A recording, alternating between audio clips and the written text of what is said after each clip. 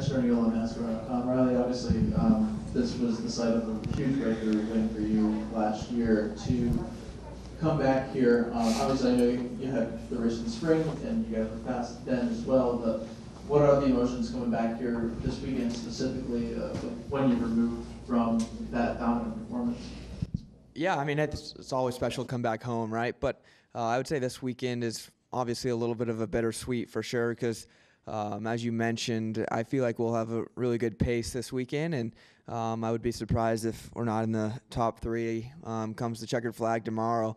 So with us not being in this round of 8, it's kind of bittersweet with that being said. But yeah, no, it's always exciting to get back here to Las Vegas. I love this racetrack, and we've had pretty good pace here the last 2 years. So hopefully it continues, and I think it will.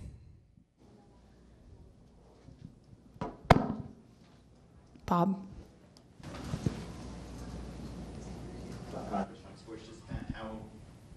How do you look at what happened last week and how do you reset? Well, I think it just, I don't know, it boils down to that we weren't fast enough, right?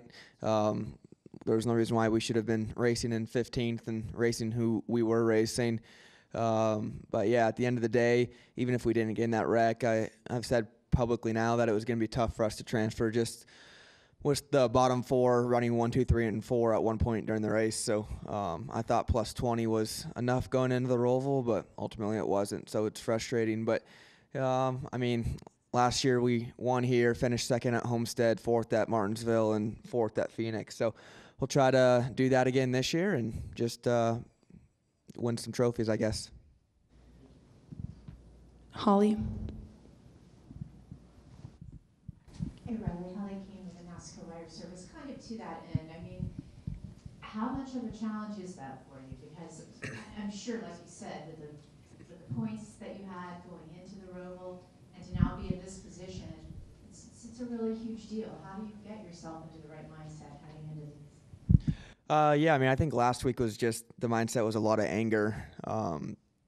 Just like with that, like a gimmick of a racetrack at the Roval, and then focusing on this round, which is so much better of a round for us with 2.5 miles and a short track. So now the outlook's more positive, right? Just looking to win back-to-back at my hometown and have another solid finish in Miami and another solid finish at Martinsville, and kind of end this season or this chapter of my life with Stewart Haas Racing on a high note and try to go out with some wins. Back to Zach. You mentioned the anger of last weekend. As you've gone through your career now, how do you feel like you've grown in terms of when you are faced with adversity like that? How are you seeing yourself handle those moments? What are you learning from those, and how has that evolved over the last couple of years? Well, I mean, I would say it's evolved greatly over the last few years, and honestly just over the past of this year. But yeah, I mean, I think it's okay for everybody to go through different types of emotions. And last Saturday, I was definitely, like I said, filled with anger and just disappointment for not making this round of 8, where I have so much confidence coming into these next 3 racetracks. And but at the end of the day, I woke up on Monday and I just continue to move forward, and it's not really the end of the world, right? Missing the round of 8 is not going to damper what's going to happen to me next year. So I kind of had to shift my mindset to that and just go out and try to do the best I can this weekend at home and the next 3 races after that. Do we have any additional questions? Go to Lee. So what is going to happen to you next year? I mean, have you been kind of held up with the charter situation?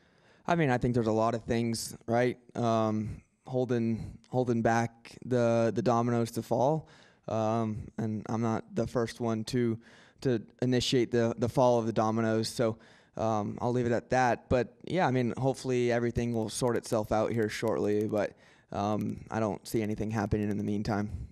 So if you are going into a cup ride, as you know, we're kind of expecting to hear something at some point. How have you prepared to get to that point?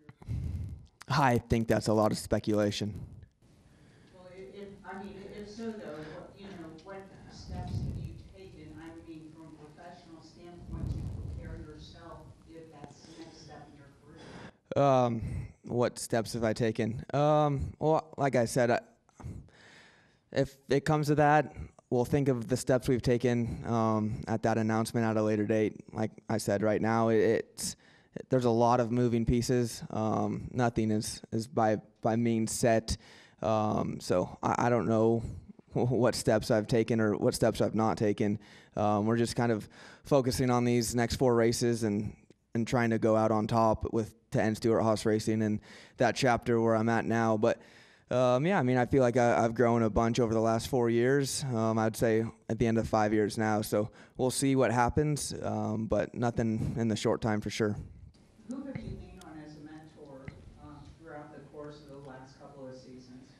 I think I've mentioned it a lot, but the biggest person would probably be Kevin, right? Kevin Harvick. He's helped me tremendously. Obviously leaned on my past crew chief, Richard Boswell, and my current crew chief, Davin Restivo, quite a bit. And yeah, I think they've all helped me take gigantic steps personally and professionally in my racing career. So very thankful to them. Are there any final questions? I'll ask another one. I've got one more. Yeah, what do you got? Take me through the win at Indy and how pivotal was that of a turning point in your career? Because, you know, you think about your racing background and your family loves motorsports. You know, to have that on your resume, how does that kind of help give you focus and take you to the next level?